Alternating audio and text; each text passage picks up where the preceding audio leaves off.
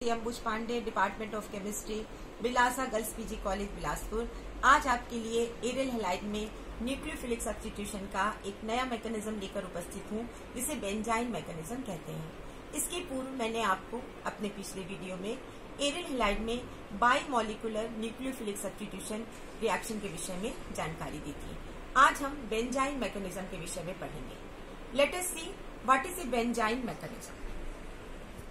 This is a benzyne mechanism of aromatic nucleophilic substitution of aryl halides. Benzene mechanism की विशेषता है कि इसमें बेंजाइन इंटरमीडिएट बनता है। बेंजाइन इंटरमीडिएट बनने के कारण this is a benzene intermediate. Benzene intermediate के फॉर्मेशन के कारण इस मैकेनिज्म को हम बेंजाइन मैकेनिज्म कहते हैं। This is a elimination addition mechanism. Elimination addition mechanism से तात्पर्य है कि यह मैकेनिज्म दो स्टेप्स में होता है। पहले स्टेप में एलिमिनेशन होता है, दूसरे स्टेप में एडिशन होता है और फाइनली प्रोडक्ट का फॉर्मेशन होता है। इस मैकेनिज्म का एक इम्पोर्टेंट फीचर है कि this mechanism takes place in unsubstituted aryl halide like this a chlorobenzene. पहले भी मैंने आपको पिछले वीडियो में बताया था कि जो अनसब्स्टिट्यूटेड एरियल हैलाइड होते हैं, जिनमें हेलोजन के साथ कोई दूसरा सब्स्टिट्यूएंट नहीं उपस्थित होता, like this is a chlorobenzene, उनमें बेंजाइन मैकेनिज्म के अनुसार न्यूक्लियोफिलिक सब्स्टिट्यूशन होता है। लेकिन ऐसा आवश्यक नहीं है, क्योंकि बहुत से ऐसे भी हमने कंपाउंड एरियल हैलाइड्स देखे हैं जिनमें सब्स्टिट्यूएंट ग्रुप उपस्थित है, like this one. This is A chlorotoluene. This is a chlorotoluene and this is a orthochlorotoluene and this is a orthochloroanisole. ये कंपाउंड हैं जिनमें क्लोरीन एटम के सापेक्ष ऑर्थो पोजीशन पर यहाँ पर मेथिल ग्रुप उपस्थित है और यहाँ पर क्लोरीन एटम के सापेक्ष ऑर्थो पोजीशन पर मिथॉक्सी ग्रुप उपस्थित है। So it is known as a ऑर्थोक्लोरोएनिसोल।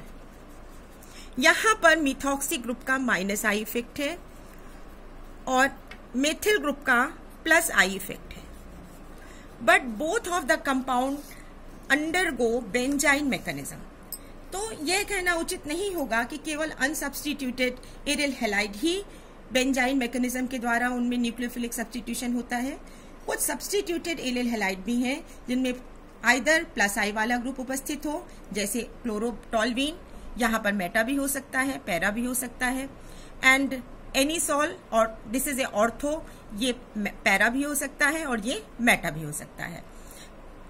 Then now the different steps of the benzyne mechanism.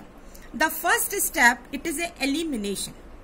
Elimination में सबसे पहले ए पार्ट में हम देखेंगे abstraction of proton from strong base. इस अभिक्रिया में हमने आपको जहां जानकारी दे रहे हैं कि this reaction takes place in presence of strong base. This base is a sodamide. Reaction takes place in presence of liquid ammonia.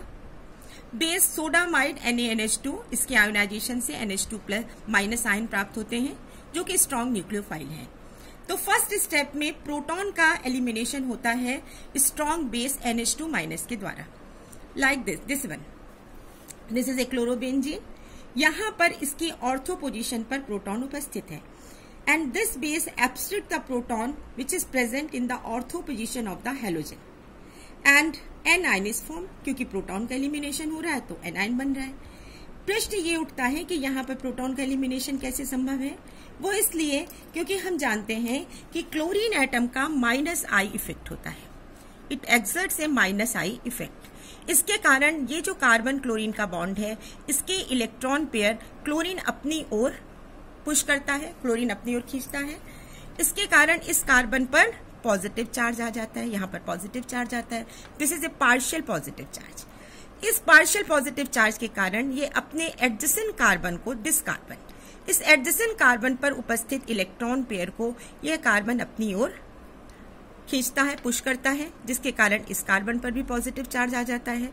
अब नाउ इससे जुड़ा हुआ जो हाइड्रोजन है, दिस वन, इस कार्बन और हाइड्रोजन के बीच का जो पेयर ऑफ इलेक्ट्रॉन है, उस पेयर ऑफ इलेक्ट्रॉन को this carbon, now it is A electron deficient, ये अपनी ओर खींचता है, जिसके कारण ये जो इलेक्ट्रॉन पेयर सेंटर में उपस्थित था अब यह शिफ्ट हो जाता है towards the carbon.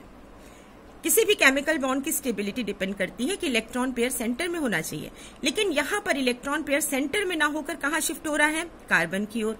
Then this hydrogen become loosely attach and it is acidic in nature. इसके स्लाइट एसिडिक नेचर के होने के कारण it abstract eliminate in the form of proton, ये प्रोटॉन के रूप में बाहर निकल जाता है।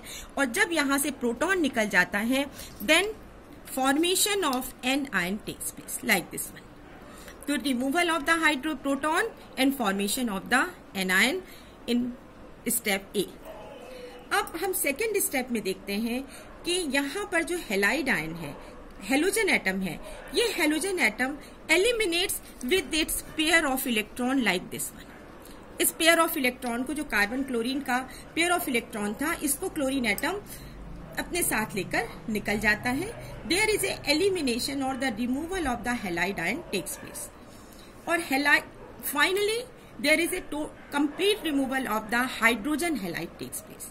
हाइड्रोजन हैलाइड का रिमूवल होता है, एलिमिनेशन होता है, और हाइड्रोजन हैलाइड के एलिमिनेशन से ये जो स्पीशीज बनती है this is known as benzyne. इसमें बेंजाइन की विशेषता है कि यहाँ पर कार्बन कार्बन ट्रिपल बॉन्ड होता है। ये जो कार्बन कार्बन ट्रिपल बॉन्ड है ये एसिटिलिनिक कार्बन एसिटिनिन, दिस इज एसिटिलिन। यहां भी कार्बन कार्बन ट्रिपल बॉन्ड है, लेकिन it is different, this benzene it is different from this one. क्यों? क्योंकि यहां पर एसिटिलिन में जो कार्बन एटम ट्रिपल बॉन्ड से जुड़ा है it is sp hybridized. Both of the carbon are in sp hybridization state, but in the benzene we see this carbon is in sp2 hybridization. ये जो कार्बन है, दोनों carbon है जिनके बीच में यहाँ पर पहले डबल बॉन्ड उपस्थित था और उसके बाद प्रोटॉन के एलिमिनेशन से यहाँ पर एक नया बॉन्ड फॉर्मेशन हुआ। Now it carry A triple bond and the carbon atom which are joined by a triple bond are in sp2 hybridization state. sp2 hybridization होने के कारण अब हर कार्बन पर, इन दोनों कार्बन पर जो ट्रिपल बॉन्ड से जुड़े हुए हैं उन पर एक एक अनहाइब्रिडाइज्ड p ऑर्बिटल है, और ये जो अनहाइब्रिडाइज्ड p ऑर्बिटल है it get side wise overlapping. यहाँ पर साइड वाइज ओवरलैपिंग होती है। साइड वाइज ओवरलैपिंग के कारण एक नया बॉन्ड फॉर्मेशन होता है and this bond lies along the side of the ring, ring के साइड में है। So this is a benzene, this is a highly unstable and this is a highly reactive species. And this benzene now undergo addition. So second step it is addition state. Addition stage में it involves two steps. यहाँ भी 2 steps होती हैं। पहले step में attachment of the nucleophile like NH2 minus going on. किस प्रकार? देखिए ये बेंजाइन है, यहाँ पर 2 ट्रिपल बॉन्ड A और B के बीच में उपस्थित है। अब ट्रिपल बॉन्ड है, यहाँ पर पाई इलेक्ट्रॉन है। हमने पढ़ा हुआ है मीजोमेरिक इफेक्ट के कारण, मीजोमेरिक इफेक्ट के अंतर्गत कि अगर 2 एटम के बीच में डबल बॉन्ड होता है या ट्रिपल बॉन्ड होता है तो पाई इलेक्ट्रॉन एक एटम से दूसरे एटम की ओर विस्थापित हो जाते हैं, क्योंकि यहाँ पर ट्रिपल बॉन्ड से जुड़े हुए दोनों कार्बन एटम समान हैं और this having a hexagonal symmetrical structure. This benzene it is A symmetrical structure और दोनों कार्बन आइडेंटिकल हैं, इसलिए जो इलेक्ट्रॉन का पेयर है वो या तो A से B पर शिफ्ट हो जाएगा। मान लीजिए this is A carbon, this is B carbon, तो pi electron get transfer from A to B और B to A। Pi electron का विस्थापन या तो A से B पर होगा या B से A पर होगा। अब देखिए अगर विस्थापन A से B पर हो रहा है तब उस स्थिति में क्या होगा, A पर पॉजिटिव चार्ज आ जाएगा क्योंकि यहाँ से इलेक्ट्रॉन निकल रहा है, और B पर नेगेटिव चार्ज आएगा क्योंकि यहाँ पर इलेक्ट्रॉन पेयर जा रहा है। जब A पर पॉजिटिव चार्ज है तो यहाँ पर अब देखिए ये जो बेस है this is an NH2 minus, अब ये पॉजिटिवली चार्ज कार्बन से आकर ऐड हो जाता है ना। ये बेस है, इसके पास इलेक्ट्रॉन की अधिकता है, ये पॉजिटिवली चार्ज कार्बन है क्योंकि इलेक्ट्रॉन का ट्रांसफर A से B पर हो रहा है, तो न्यूक्लियोफाइल यहाँ पर आकर ऐड हो गया और एक यहाँ पर कार्बन नाइट्रोजन बॉन्ड का फॉर्मेशन हुआ। क्लियर? अब देखिए इलेक्ट्रॉन का ट्रांसफर A से B पर हो रहा है, इसलिए B पर क्या आ गया, negative charge, there is a pair of electron. Now this is A carbanion. क्योंकि it carries a negative charge, it carries a pair of electron, so it is A carbanion. ठीक है, देखिए यहाँ पर हमने आपको बताया है कि इलेक्ट्रॉन का ट्रांसफर ए से बी पर होता है, तो ए पर पॉजिटिव चार्ज आता है, बी पर नेगेटिव चार्ज, और अगर ये बी से ए पर होता है तो बी पर पॉजिटिव चार्ज होगा, ए पर नेगेटिव चार्ज। इस प्रकार हम ये कह सकते हैं कि यहाँ पर दो प्रकार के प्रोडक्ट का फॉर्मेशन संभव है। इस एनायन में अब अगले स्टेप में प्रोटॉन का एडिशन होता है, ये हाइड्रोजन का एडिशन होता है। ये कहाँ से मिल रहा है? अमोनिया से। यहाँ पर अमोनिया एक एसिड की तरह व्यवहार कर रहा है। प्रोटॉन ये दे रहा है, किसको दे रहा है? एनायन को। इसके पास इलेक्ट्रॉन की अधिकता है। प्रोटॉन क्या है? Proton it is A H+। Electron ये लेना चाहता है और ये एनायन इलेक्ट्रॉन देना चाहता है, तो यहाँ पर एक बॉन्ड बन गया, यहाँ से प्रोटॉन ऐड हो गया, and this is a product, this is a aniline, and elimination of the this base takes place, this is NH2-। So it is very clear, बहुत स्पष्ट है कि यहाँ दो प्रकार के प्रोडक्ट का फॉर्मेशन हो सकता है।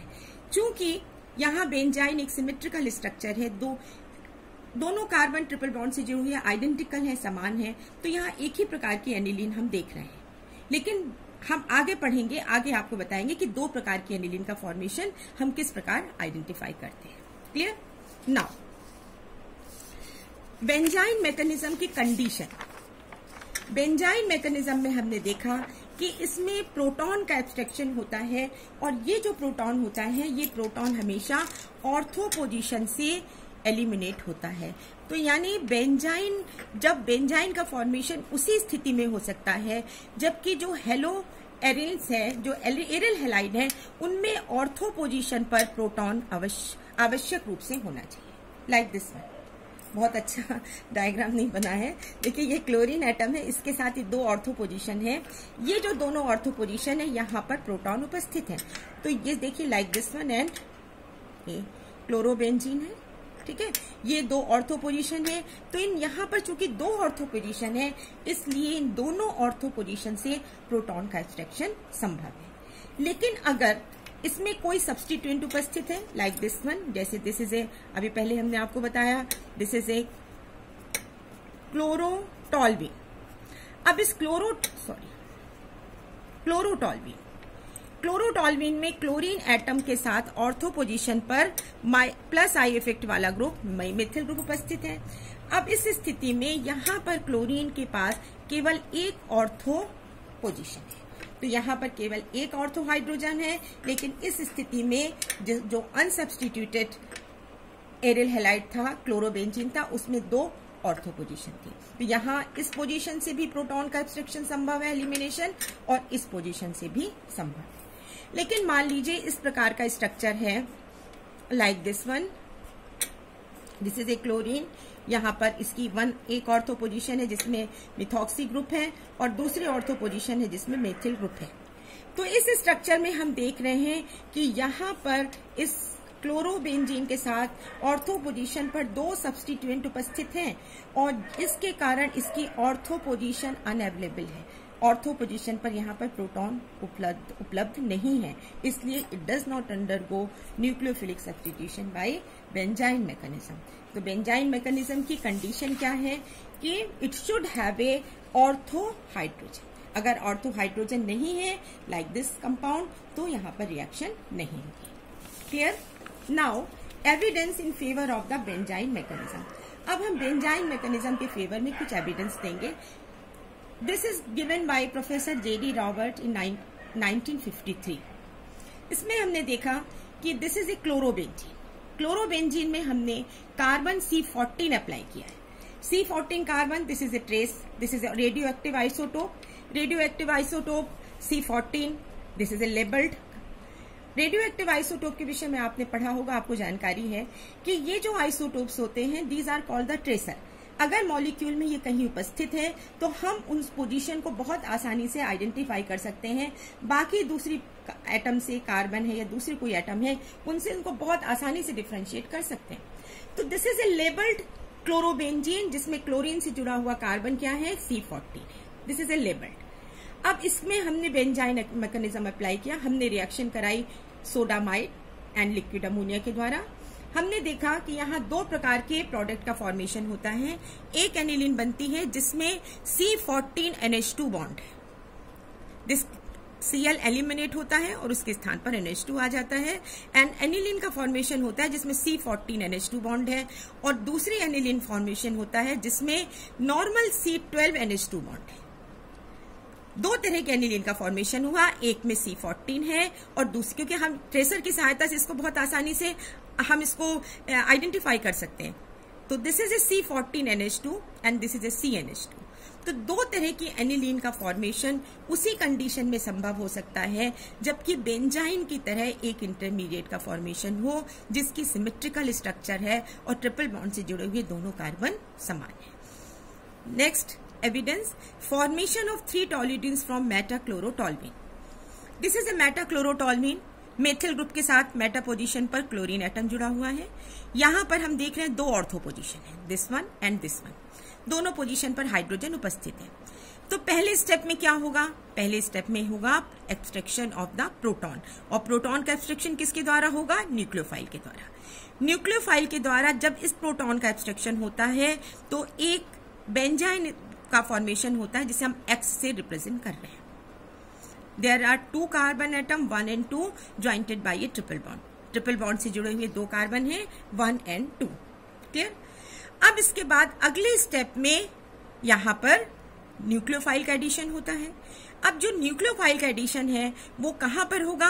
अगर इलेक्ट्रॉन का पाई इलेक्ट्रॉन का डिस्प्लेसमेंट विस्थापन 1 से 2 पर होता है तो 1 पर क्या आ जाएगा? पॉजिटिव चार्ज आ जाएगा, और 1 पर पॉजिटिव चार्ज आने की स्थिति में न्यूक्लियोफाइल का एडिशन इस कार्बन एटम नंबर 1 पर होगा, और जो कंपाउंड बनेगा that will be the ortho amino toluidine. This is a toluidine, ortho toluidine. और अगर 2 से 1 पर होता है तो 2 पर पॉजिटिव चार्ज आ जाएगा और न्यूक्लियोफाइल का एडिशन 2 पर होगा, and the product will be the meta toluidine. These are the 3 toluedenes. This is a ortho toluene and this one is a meta toluene. Ortho and meta. ये कब बन रहे हैं? जबकि दिस इज द मेटा क्लोरोटॉल्वीन। अब हम देखते हैं कि एक पॉसिबिलिटी ये भी है कि क्लोरीन के सापेक्ष ये जो ऑर्थो पोजीशन है, इस ऑर्थो पोजीशन से प्रोटॉन का एक्सट्रैक्शन हो रहा है। लाइक दिस वन, HCl यहां से निकल रहा है, this eliminates H and Cl from there. इस स्थिति में एक ट्रिपल बॉन्ड का फॉर्मेशन इस पोजीशन पर हुआ, दिस इज ए बेंजाइन, लेकिन ट्रिपल बॉन्ड की पोजीशन इसकी अपेक्षा इसमें डिफरेंट है। सेम यहां पर भी वही है कि अगर पाई इलेक्ट्रॉन का विस्थापन 1 से 2 पर होता है तो 1 पर पॉजिटिव चार्ज आ जाएगा, और 1 से पॉजिटिव चार्ज आ जाने पर पैरा टॉल्यूडीन का फॉर्मेशन होगा, और अगर 2 से 1 पर होगा तो 2 पर पॉजिटिव चार्ज आ जाएगा और मेटा टॉल्यूडीन का फॉर्मेशन होगा। इस प्रकार हम देखते हैं 3 डिफरेंट टाइप की टॉल्यूडीन, ऑर्थो, मेटा और पैरा का फॉर्मेशन उसी कंडीशन में संभव है जबकि इस प्रकार का सिमेट्रिकल बेंजाइन इंटरमीडिएट का फॉर्मेशन इंटरमीडिएट के रूप में हो रहा है। यहाँ कोई आवश्यक नहीं कि बेस केवल NH2 है, कोई दूसरा बेस भी हो सकता है, जैसे this is A OH, this is a strong base. इसके साथ अगर हम रिएक्शन कराते हैं वाटर के साथ 350 डिग्री सेंटीग्रेड पर, तो दिस इज ए पैरा क्लोरोटॉल्वीन। यहां पर क्लोरीन के सापेक्ष ये 2 ऑर्थो पोजीशन है। प्रोटॉन का एक्सट्रैक्शन यहां से भी हो सकता है और यहां से भी हो सकता है, और इस स्थिति में बिल्कुल इसी के समान यहां पर हमें 2 प्रकार के प्रोडक्ट मिलते हैं। दिस इज ए पैराक्रिसॉल जिसमें हाइड्रोक्सी ग्रुप मेथिल ग्रुप के सापेक्ष पैरा पोजीशन पर है। दूसरा है मेटाक्रिसॉल जिसमें हाइड्रोक्सी ग्रुप मेथिल ग्रुप के सापेक्ष मेटा पोजीशन पर है। नाउ क्लोरोबेन ऑर्थोक्लोरोटॉल्वीन अगर हम लें, इसका हाइड्रोलिसिस कराएं, आप बताइए कौन से प्रोडक्ट हमें मिलेंगे? बता सकते हैं ना? मेटा एंड ऑर्थो, क्योंकि यहां पर केवल एक ही ऑर्थो हाइड्रोजन है। This HCl eliminates from here, symmetrical benzene will form, and if the pi electron displaced from this carbon to this carbon, then meta, and अगर this one to this one, then ortho product will form. Clear? अभी हम आपको एक evidence और बताएंगे। वो evidence है कि अगर हम 50-50 मिक्सचर ऑफ ब्रोमोबेंजीन और ऑर्थो ड्यूटेरियो ब्रोमोबेंजीन लेते हैं, एंड रिएक्शन वही है, reaction with sodamide in presence of liquid ammonia. हमने प्रोडक्ट क्या लिया है? रिएक्टेंट क्या है? Bromobenzene. This is a bromobenzene. जहां पर सिंपल कार्बन हाइड्रोजन बॉन्ड है। And this is a deuteriobenzene. Deuteriobenzene से तात्पर्य क्या? Ortho deuterio bromobenzene. This is a ortho deuterio bromobenzene. इस बेंजीन में, इस स्ट्रक्चर में यहां पर कार्बन ड्यूटेरियम बॉन्ड है। Deuterium it is a one of, यहां भी हमने रेडियो एक्टिव ट्रेसर की मदद ली। Deuterium this is a radioactive isotope of the hydrogen. यहां पर कार्बन और हाइड्रोजन की जगह पर कार्बन ड्यूटेरियम बॉन्ड है। अब हम देखते हैं कि जब हमने ब्रोमो बेंजीन की रिएक्शन सोडामाइड और अमोनिया के द्वारा कराई तो हमें एनिलीन का फॉर्मेशन मिलता है। और यहां पर भी हाइड्रोजन के स्थान पर ड्यूटेरियम है, but product will be the same. This is ए, क्योंकि CD बॉन्ड टूट गया and product will be the aniline.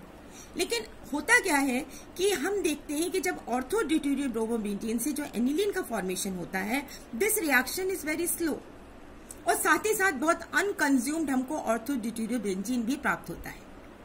अनकंज्यूम्ड ortho deuterio bromobenzene प्राप्त होता है और इस ड्यूटेरियो बेंजीन से एनिलीन के फॉर्मेशन की जो रिएक्शन की रेट है वो बहुत स्लो होती है। ऐसा क्यों है? वह इसलिए क्योंकि आपने पढ़ा है, आप जानते हैं कि कार्बन ड्यूटेरियम बॉन्ड की जो ब्रेक की स्पीड है वो बहुत कम होती है। CD बॉन्ड CH बॉन्ड की अपेक्षा धीमी गति से टूटता है। CD बॉन्ड के टूटने की जो गति होती है वो CH बॉन्ड की अपेक्षा बहुत स्लो होती है। इसलिए यहां पर चूंकि CD बॉन्ड है, इसलिए ये अभिक्रिया स्लो होती है। और इससे एक चीज और हमें पता चली, एक फैक्ट हमें और क्लियर हुआ कि this is the formation CD bond या CH बॉन्ड की breaking, this is a rate determining step. क्योंकि इसके साथ ही जब CD बॉन्ड की रेट ब्रेक होने की गति धीमी है तो रिएक्शन की रेट भी स्लो है। इससे आपने ये कंफर्म किया कि कार्बन हाइड्रोजन या कार्बन ड्यूटेरियम बॉन्ड का टूटना, this is a slow step and this is a rate determining step. Clear? Now एक क्वेश्चन अब आपसे, इतना आपको समझा दिया। अब आप बताएंगे why Meta bromo anisole and ortho bromo anisole yield the same product that is a Meta amino anisole. Meta amino anisole को हम एनिसिडीन भी कहते हैं, एनिसॉल को एनिसिडीन भी कहते हैं।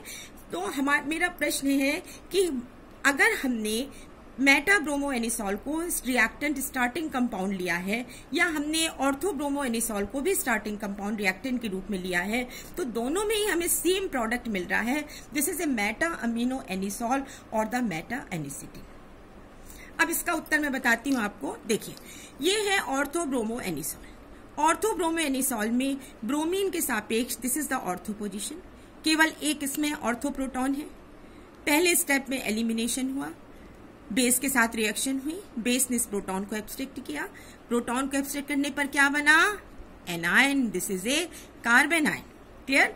दूसरे स्टेप में एलिमिनेशन हेलोजन का हुआ, this is A bromide. Eliminate in form of A bromide ion and this type of benzyne is form by the elimination of HBr। Clear? Benzene का फॉर्मेशन हो रहा है। This is A bromo anisole. अब हम देखते हैं कि Meta bromo anisole, यहां पर एक चीज पहले आपको स्पष्ट कर दूं कि इसमें से जब हमने प्रोटॉन का एब्स्ट्रैक्शन हुआ किसकी सहायता से? Base, this is A NH2 minus. तो ये जो बन रहा है anion, this anion is formation. Anion इसमें यहां पर इस पोजीशन पर, इसकी ब्रोमीन की ऑर्थो पोजीशन पर इलेक्ट्रॉन पेयर है। This type of anion is form. लेकिन जब यहां मेटा ब्रोमो एनिसॉल में हम देखते हैं कि इसमें दो ऑर्थो पोजीशन है। ऑर्थो पोजीशन है, प्रोटॉन का एब्स्ट्रैक्शन यहां से भी हो सकता है और यहां से भी हो सकता है। जब प्रोटॉन का एब्स्ट्रैक्शन इस पोजीशन से होता है तो इस प्रकार से हमें एनायन मिलता है। प्रोटॉन का एब्स्ट्रैक्शन हुआ, एनायन इज फॉर्म। अगर प्रोटॉन का एब्स्ट्रैक्शन इस पोजीशन से होता है, प्रोटॉन का एलिमिनेशन इस पोजीशन से होता है, तो this type of anion is form. दोनों में डिफरेंस है। यहां पर इस पोजीशन पर इलेक्ट्रॉन पेयर है और यहां पर इस पोजीशन पर इलेक्ट्रॉन पेयर है। But this anion is more stable as compare to this ion. Why? वो इसलिए कि ये जो मिथॉक्सी ग्रुप है इसका माइनस आई इफेक्ट है। माइनस आई इफेक्ट होने के कारण यहां पर जो इलेक्ट्रॉन पेयर है वो इसकी एडजेसेंट पोजीशन पर है। एडजेसेंट पोजीशन पे होने के कारण ये इलेक्ट्रॉन विड्रॉ करता है, क्योंकि ये क्या है? माइनस आई इफेक्ट है। माइनस आई इफेक्ट यानी इट विड्रॉज द इलेक्ट्रॉन। और जब ये इलेक्ट्रॉन विड्रॉ कर रहा है तो क्या होगा कि इस कार्बन पर उपस्थित जो पेयर ऑफ इलेक्ट्रॉन है वो डिस्पर्स हो जाएगा। आपने पढ़ा है, पहले भी आपको जानकारी दी गई है कि किसी भी चार्ज स्पीशीज में आवेश या चार्ज का डिस्पर्शन जितना ज्यादा होगा उसकी स्टेबिलिटी उतनी ही अधिक होगी, वो उतनी ही आसानी से बनेगा। तो यहाँ पर -I वाला ग्रुप होने के कारण इसने इलेक्ट्रॉन पेयर को अपनी ओर आकर्षित किया, इलेक्ट्रॉन यहाँ डिस्पर्स हुआ, इलेक्ट्रॉन का यहाँ घनत्व कम हुआ और इसके कारण इस प्रकार से बनने वाला this anion is more stable, this is A carbon ion. लेकिन यहाँ पर आपने देखा कि इस प्रकार का भी एक कार्बन आयन बन रहा है, लेकिन इस कार्बन आयन की अपेक्षा इस कार्बन आयन की स्टेबिलिटी ज्यादा है, तो इसके फॉर्मेशन के चांसेस भी ज्यादा हैं। और अगले स्टेप में जब Br हेलाइड आयन का ब्रोमाइड आयन का एलिमिनेशन होता है, then this type of benzyne is form, जिसमें एक सब्स्टिट्यूएंट OCH3 ग्रुप उपस्थित है जिसका -I इफेक्ट है। क्लियर? अब देखिए अगले स्टेप में हम देखें कि ये जो बेंजाइन है इसमें ट्रिपल बॉन्ड से जुड़े हुए 2 कार्बन हैं, B और A और B। अब इलेक्ट्रॉन का विस्थापन A से B पर हो सकता है या B से E पर हो सकता है, और जब बेस के साथ इसकी अभिक्रिया होती है, बेस इट इज NH2-, तो बेस क्या कर रहा है, जब इलेक्ट्रॉन का विस्थापन B से A पर हो रहा है उस स्थिति में यहाँ पर पॉजिटिव चार्ज कहाँ पर आ जाएगा, B पर, और नेगेटिव चार्ज कहाँ पर आ जाएगा, A पर। लेकिन जब A से B पर होगा तो A पर आ जाएगा पॉजिटिव चार्ज और B पर आ जाएगा, यहाँ पर आ जाएगा नेगेटिव चार्ज, यानी पेयर ऑफ इलेक्ट्रॉन। ठीक है ना? ये विस्थापन कहाँ से हो रहा है, A से B पर। उस स्थिति में यहाँ पर जो नेगेटिव चार्ज है या पेयर ऑफ इलेक्ट्रॉन है वो this is A carbon ion. Proton जब यहां से निकल रहा है, एलिमिनेट हो रहा है, तो न्यूक्लियोफाइल इस पोजीशन से ऐड हो रहा है और formation of carbon ion takes place, and this carbon ion is highly stable. क्यों है ये स्टेबल? इसलिए स्टेबल है क्योंकि बिल्कुल सेम जैसा भी हमने आपको यहाँ एक्सप्लेन किया था, किसके साथ, एडजेसेंट पोजीशन पर मिथॉक्सी ग्रुप है। मिथॉक्सी ग्रुप का क्या इफेक्ट होता है, -I इफेक्ट। ये इलेक्ट्रॉन अपनी ओर आकर्षित करेगा, जब ये इलेक्ट्रॉन को अपनी ओर खींचेगा, विड्रॉ करेगा, तो क्या होगा, इलेक्ट्रॉन यहाँ से इलेक्ट्रॉन पेयर इलेक्ट्रॉन डिस्पर्स हो जाएंगे और इसका घनत्व कम हो जाएगा और एनायन की स्टेबिलिटी बढ़ जाएगी। अगले स्टेप में दिस इज ए अमोनिया, यहाँ पर ये अम्ल की तरह व्यवहार करता है। ये क्या कर रहा है, इस प्रोटॉन को अब इस कार्बन को दे रहा है जहां पर एक पेयर ऑफ इलेक्ट्रॉन है, and finally the product is a meta anisidine. Clear? तो हमने जब स्टार्टिंग कंपाउंड क्या लिया था, ब्रोमो एनिसॉल लिया, तो हमें प्रोडक्ट क्या मिला, दिस इज ए मेटा एनिसिटीन। अब देखिए मेटा एनिसिडीन के फॉर्मेशन में यहाँ पर एक संभावना ये भी थी कि इलेक्ट्रॉन का पेयर A से B पर ट्रांसफर हो। जब B से A पर ट्रांसफर हो, जब B से A पर ट्रांसफर होगा तो न्यूक्लियोफाइल B पर जुड़ेगा और एन आयन क्या बनेगा, like this D, this is A D। लेकिन D के बनने की पॉसिबिलिटी नहीं है क्योंकि this anion is less stable as compare to this anion. So formation of C, यहाँ पर C का फॉर्मेशन जिसमें एनायन में नेगेटिव चार्ज का मिथॉक्सी ग्रुप के एडजेसेंट कार्बन पर है, उसके बनने की पॉसिबिलिटी बहुत अधिक होती है क्योंकि ये ज्यादा स्टेबल होता है, इसलिए प्रोडक्ट हमको मेटा एनिसिडीन ही प्राप्त होता है। तो इस प्रकार हमने देखा कि स्टार्टिंग कंपाउंड रिएक्टेंट अगर मेटा ब्रोमो एनिसॉल है या ब्रोमो एनिसॉल है तब प्रोडक्ट हमें सेम मिलता है, this is a meta anisidine. Clear? This is all about the evidence in favour of a benzyne mechanism. अब लास्ट में हम आपको बताते हैं कि there is a some another way. हम बेंजाइन को अभी हमने देखा इस एरिल हैलाइड में कि केवल हमने हाइड्रोजन हैलाइड के एलिमिनेशन से प्राप्त किया, लेकिन यहाँ पर हम ऑर्गेनोलिथियम कंपाउंड से भी बेंजाइन को प्राप्त कर सकते हैं। This is a orthofluoro anisole, this is a OCH3 group, इसके साथ ऑर्थो पोजीशन पर फ्लोरीन है, ऑर्थोफ्लोरो एनिसॉल। अभिक्रिया हमने कराई फेनिल लिथियम के साथ, this is a organometallic compound, phenyl lithium है। इस पर अगले स्टेप में हाइड्रोलिसिस हुआ और प्रोडक्ट हमें मिल रहा है M phenyl anisole, this is a M phenyl anisole, like this. इसमें किस प्रकार से बेंजाइन का फॉर्मेशन होगा ये हम देखेंगे। देखिए फेनिल लिथियम है, this is a highly polar bond क्योंकि ये मेटल एटम है, ये बॉन्ड आसानी से टूट जाता है, पोलर बॉन्ड है और फेनिल ग्रुप प्रोड्यूस होता है, this is a anion, this is a base phenyl group. Phenyl यहाँ पर दिस इज ए बेस, ये प्रोटॉन को एब्स्ट्रैक्ट करता है, फ्लोरीन के साथ एडजेसेंट पोजीशन पर यहाँ